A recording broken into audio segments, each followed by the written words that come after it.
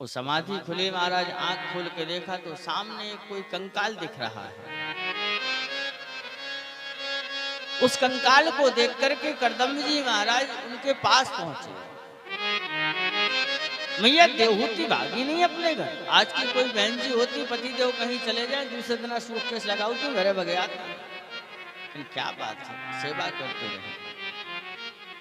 अपने पति को नित्य सुंदर एक गीले वस्त्र से शरीर को पोंछ देती हैं, भोगराग करती रहती हैं, भगवान की सेवा करती हैं, आश्रम पे झाड़ू बगोरती रहती हैं। तो जब महाराज की समाधि खुली और देवी के सामने पहुंचे, पूछा, देवी आपका परिचय क्या है, आप कौन है? अब थोड़ा आप विचार करो। कोई पति अपनी पत्नी से पूछे कि आपका परिचय क्या है, आप कौन हो, तो वो क्या परिचय देगी? तुष्टो है मध्य तब मानवी मान दया, शुश्रूषया परमया पर्याच भक्त्या। आप कौन हैं? अब आप ही बताएं। कोई पति अपनी पत्नी से पूछे तुम्हारा परिचय क्या है, क्या परिचय दे? महात्मा सुनाते हैं, एक पति अपनी पत्नी को पहली बार ससुराल लेने गया। पत्नी पहली बार विवाह करके आई तो रही, अपने मायके चली गई। और जब पति लेने गया तो उसकी पत्नी गांव की सहेलियों के साथ खेल रही होगी, तो पहनावा वही गांव का रहता है।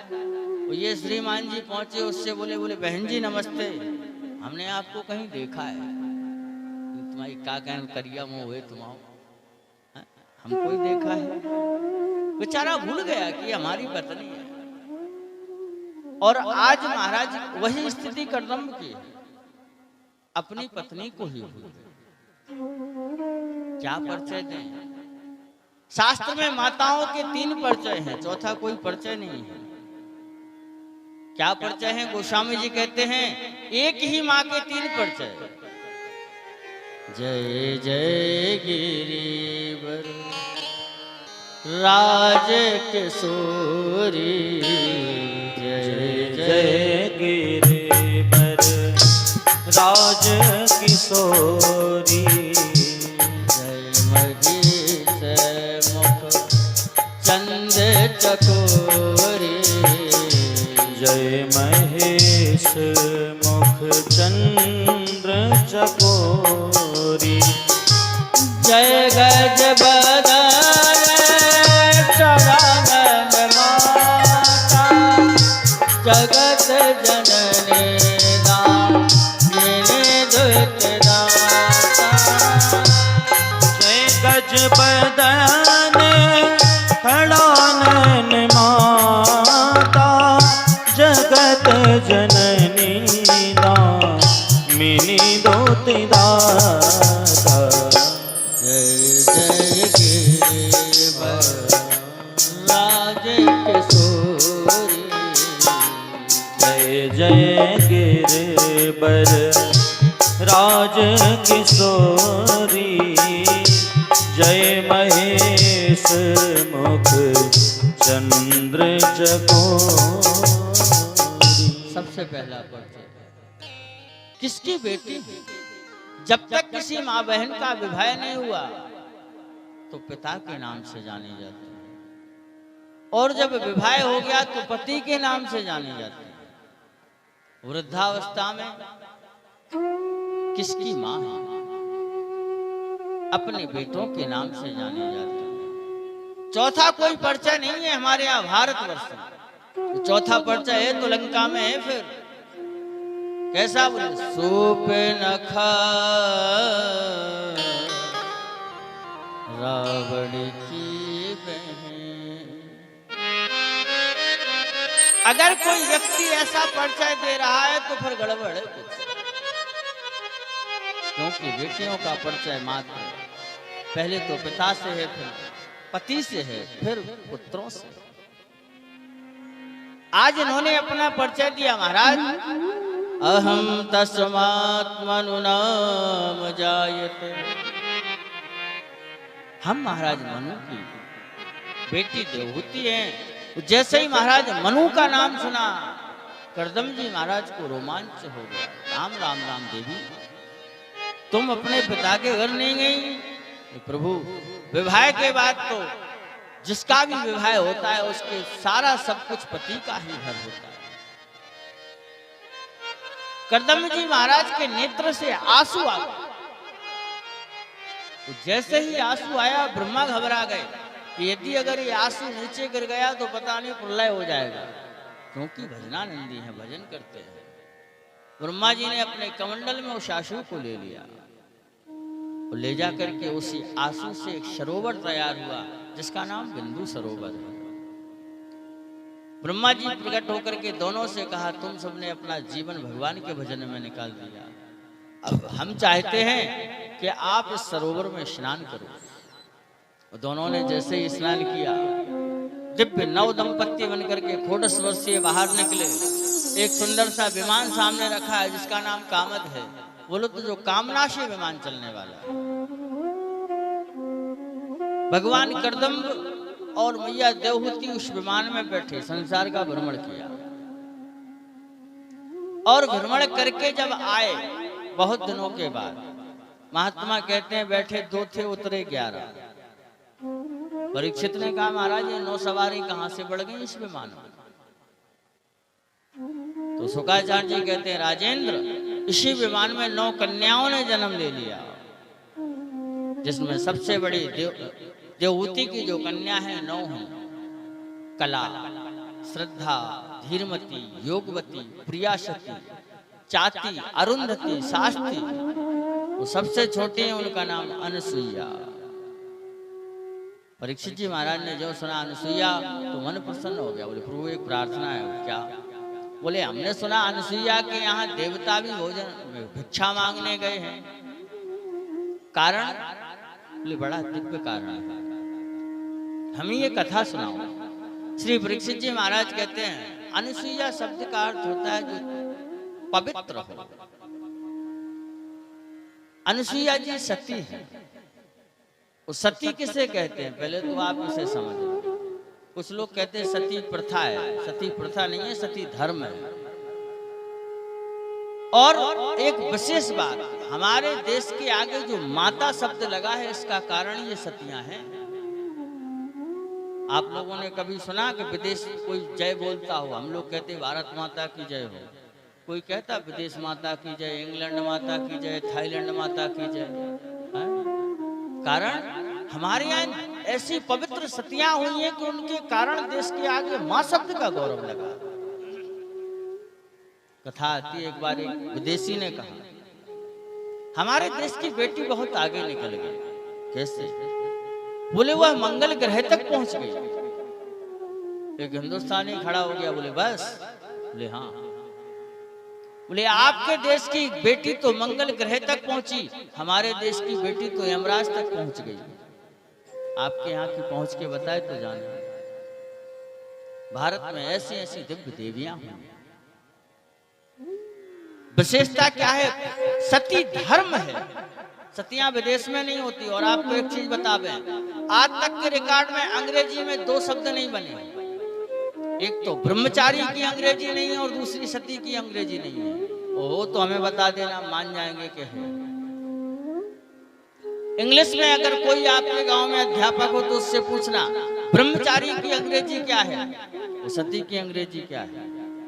कारण बोले ना विदेश में ब्रह्मचारी होते हैं ना सतियां होती हैं। स्वामी श्री विवेकानंद जी महाराज के जीवन की कथा है। विवेकानंद जी महाराज एक बार विदेश गए। वो विदेश में उन्होंने जाकर के क्या देखा, शमशान पे एक देवी बैठी है और एक कब्र पे हवा कर रही। विवेकानंद जी को देख करके बड़ा आश्चर्य हुआ। बोले राम राम राम, इतनी पवित्र देवी कि जो अपने मरे हुए पति की कब्र पे आके हवा कर रही है। हमारे यहाँ तो ऐसा होता ही नहीं है। हमारे यहाँ की देवी तो केवल घर की दहलीज तक जाती है और उसके बाद सीताराम। स्वामी जी को लगा कि ऐसी पवित्र देवी को प्रणाम करना चाहिए। जब प्रणाम करने के लिए पहुंचे, स्वामी जी ने कहा देवी तुम धन्य हो, आप अपने मरे हुए पति की कब्र पे सेवा कर रही हो। आपसे बड़ी सती मैंने नहीं देखी। उस देवी ने अपने चरण खींच लिए, बोले बाबा ये बात नहीं है जो आप समझ रहे हो। फिर क्या बात है? वह देवी बोली, बाबा हमारे यहाँ प्रथा है, जब तक हमारे पति की कब्र नहीं सूखेगी तब तक हम दूसरा पति नहीं कर पाएंगे, इसलिए हवा कर रहे हैं कि जल्दी सूख जाए, हम दूसरों जल्दी कर ले। स्वामी जी बोले नाश हो जाए देश को। सती किसे कहें? बोले जो अपने पति के विश्वास को जीत ले उसका ही नाम सती है। सीधा सीधा अपने पति के पूरे विश्वास को जो जीत ले वो सती है। इसलिए माताओं के लिए महाराज कोई व्रत नहीं है। देखिए, व्रत मानी भूखों मरने का नाम व्रत नहीं है। व्रत मानी होता है संकल्प। आपने संकल्प लिया सवेरे स्नान करके हम यज्ञशाला के 108 परिक्रमा लगावे। आप आइए, आपने 108 परिक्रमा लगाए, आपका व्रत पूरा हो गया। इसके बाद आप खूब भोजन करो। बोले हम व्रत हैं, सवेरे से शाम तक महाराज 25 किलो केला खा गए। बोले व्रत है। एक आध बोरी का आलू खा जाए, व्रत है। क्या काम का ऐसा व्रत कि आप सुबह से शाम तक केवल चढ़ी खावे पे रोटी नहीं खा रहे? इससे अच्छा तो रोटी खा लो। अनुसरेणिति तपः। व्रत में तो आप तप करिए, भगवान का भजन करिए। व्रत इसके बाद होता है उपवास। उपवास में आप अन्न छोड़ के कुछ और पाएं।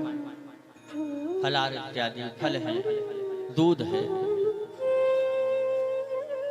आपके लिए कोई व्रत नहीं है। सोमवार से रविवार तक जो आप लोग व्रत रहती हो सब ठीक ही ठीक है। आपके लिए व्रत, गोस्वामी जी महाराज बड़ा सुंदर निवेदन करते हैं, माताओं के लिए कोई व्रत नहीं है। एक ही धर्म एक व्रत नेमा। एक धर्म है, एक व्रत है। धर्म क्या है? बोले अपने पति के चरणों की सेवा करना। पति कैसे भी हो, गोस्वामी जी महाराज सुंदर निवेदन करते, बोले वृद्ध रोग बस जड़ धन हीना। वृद्ध रोग बस जड़ धन हीना। अंध बधिर क्रोधियत दीना। अंध बधिर क्रोधियति दीना। ऐसे उपते कर किए अपमान। ऐसे उपति कर किए अपमान। नारी पाओ जम पुर दुख नाना। नारी पाय जमपुर दुख नाना।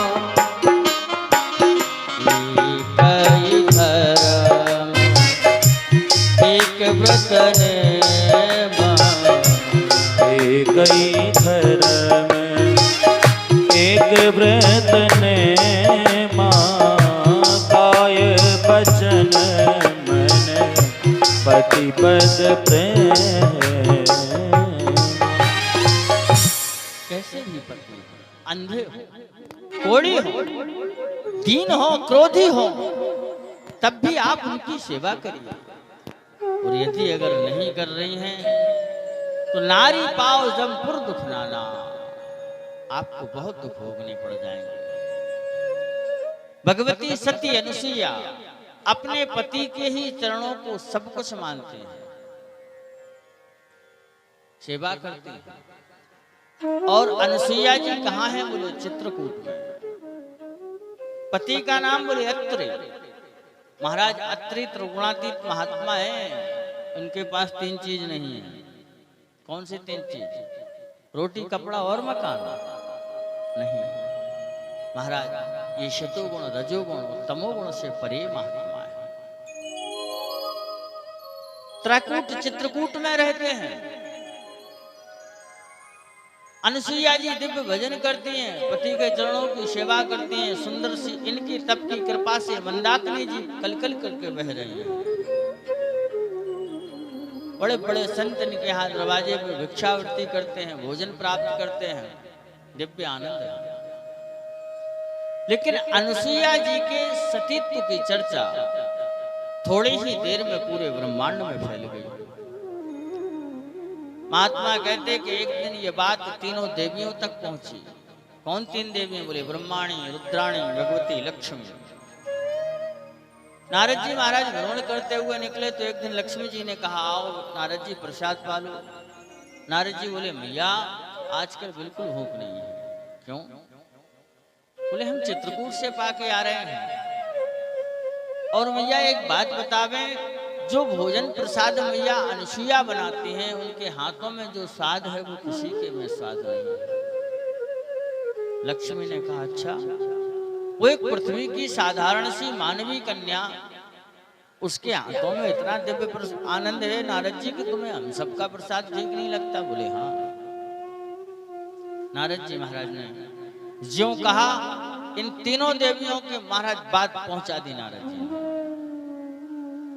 और तीनों देवियां एक जगह इकट्ठी हुई। बोले क्या करना है? बोले चलो अपने अपने पतियों को भेजें, परीक्षण है जाए। और तीनों ने संध्या में जैसे ही भगवान शंकर आए कैलाश में, ब्रह्मा जी आए अपने यहाँ ब्रह्मलोक में, बैकुंठ में श्री भगवान नारायण आए, तीनों देवियों ने एक बात कही, आप सब चित्रकूट चले जाओ। किस लिए? बोले वहां एक साधारण सी मानवी कन्या रहती है जिसका नाम सती अनुसुईया है, उनका परीक्षण करके आओ। शंकर जी ने तो एक बार भी मना नहीं किया। शंकर जी बोले जा रहे। क्यों? बोले यहाँ रहेंगे तो खोपड़ी पकाएंगे, इससे अच्छा चित्रकूट में जाके भजन करेंगे आराम से। लेकिन भगवान विष्णु ने एक बार मना किया, देवी आप हमें सतियों के पास मत भेजो। क्यों? एक कथा सुना दी। बोले ये जो हमारा शालिग्राम अवतार है वो सतियों के ही कारण है। एक बार एक सती के चक्कर में फंसे महाराज, तो अब तक पथरा बने घूम रहे।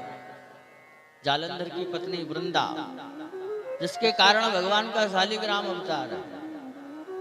तो क्या बात है, वारिस शालिग्राम।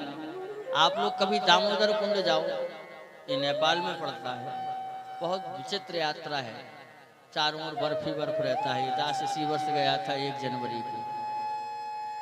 आज भी दामोदर कुंड में महाराज आप तुलसी डालो, भगवान शालिग्राम यूं आते हैं ऊपर जैसे किसी कोई चुम्बक खींच रही है। वो आप पकड़ लो तो पकड़ लो, नहीं तो सीताराम अपने राम जी तो खूब लाए थे वहां से पकड़ पकड़ हैं। लेकिन भैया हमें ये विश्वास नहीं था कि हम लौट के यहाँ आ जाएंगे। लेकिन संकल्प भी यही था कि अगर शालिग्राम भगवान नहीं मिले तो मैं लौट के नहीं आऊंगा, चाहे फिर कुछ भी हो जाए। आप दामोदर कुंड में जाएंगे तो चारों ओर बर्फ ही बर्फ है, कुछ नहीं है महाराज, हजारों किलोमीटर तक पक्षी भी नहीं दिखता। उस जगह संत जरूर दिखते हैं 2, 4, 5। हम 96 लोग गए थे, वो 3 लोग पहुंच पाए, बाकी सब ऑक्सीजन लेवल समाप्त हो जाता है वहां। हम निवेदन कर रहे थे, भगवान शालिग्राम का जो शालिग्राम अवतार है केवल वृंदा के कारण।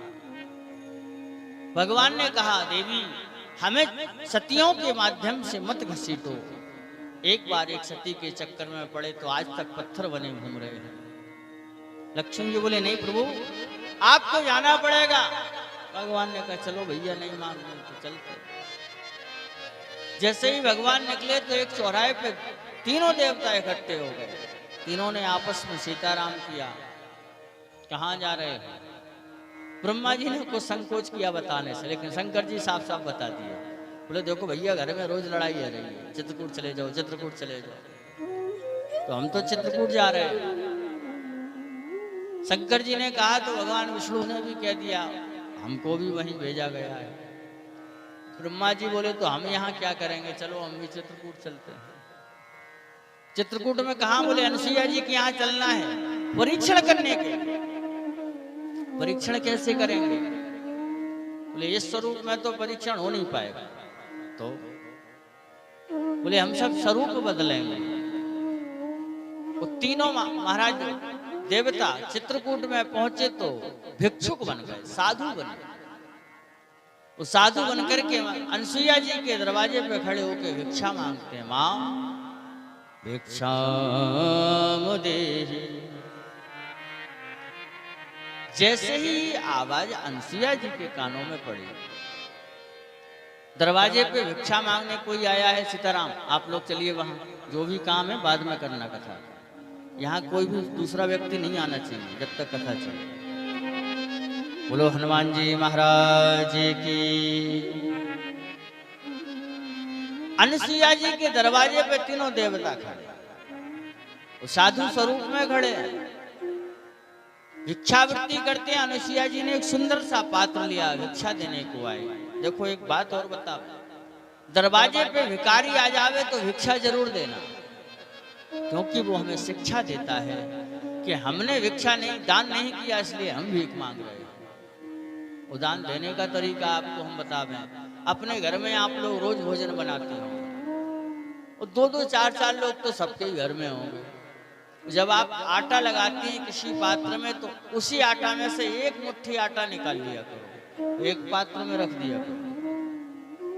रोज रोज एक मुट्ठी आटा निकालते जाओ, किसी पात्र में इकट्ठा करते जाओ तो पर्याप्त हो जाएगा। और जब भिखारी आवे तो उसी में से एक मुट्ठी निकाल के उसको दे दो। आपको भी ऐसा नहीं लगेगा कि हम कुछ अधिक दे रहे हैं, उसका भी काम बन जाएगा और आपका दान हो जाएगा। अनसुईया मैया सुंदर सी भिक्षा पात्र तैयार करके लेके आई, वो देने लगी तो इन तीनों महात्माओं ने कह दिया, देवी हमें ये भिक्षा नहीं चाहिए, फिर आप हमें ऐसी भिक्षा दो या ऐसा भोजन दो जो अग्नि पर तैयार ना होता हो और हमारा पेट तृप्त हो जाए। जैसे ही भगवान ने कहा कि ऐसा भोजन दो जो अग्नि पर तैयार ना होता हो, अनसुईया जी समझ गई कि भिक्षुक नहीं है तो परीक्षुक है। तुरंत ही अपने पति के चरणों में ध्यान किया, जल लिया हाथ में और निवेदन किया कि मैंने मन से, वचन से, कर्म से यदि अगर अपने पति को सर्वस्व माना हो तो ये तीनों महात्मा बालक बन जावे। वो जल छीटा महाराज, तो तीनों देवता छोटे छोटे बालक बन गए। अब देवता आराम से दर्शन कर रहे हैं। बोले ये व्यवस्था ठीक हुई। क्यों? बोले राम जी का जन्म हुआ तो महावीर भूपत के द्वारा, वो कन्हैया के जन्म में वो 6 दिन में पूतना हत्यारी मरी आई, सो मैया दर्शन ही नहीं करने देती किसी को।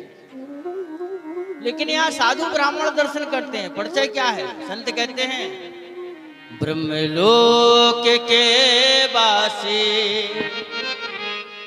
कैलाश के वासी, तीनों देवताओं का परिचय। गौलोक के वासी, ब्रह्मलोक के वासी, ललन बन के पलना झूल रहे हैं सभी। ललन बन के पलना झूल रहे हैं सभी। ललन बन के पलना झूल रहे हैं सभी। ललन बन के पलना झूल रहे हैं सभी।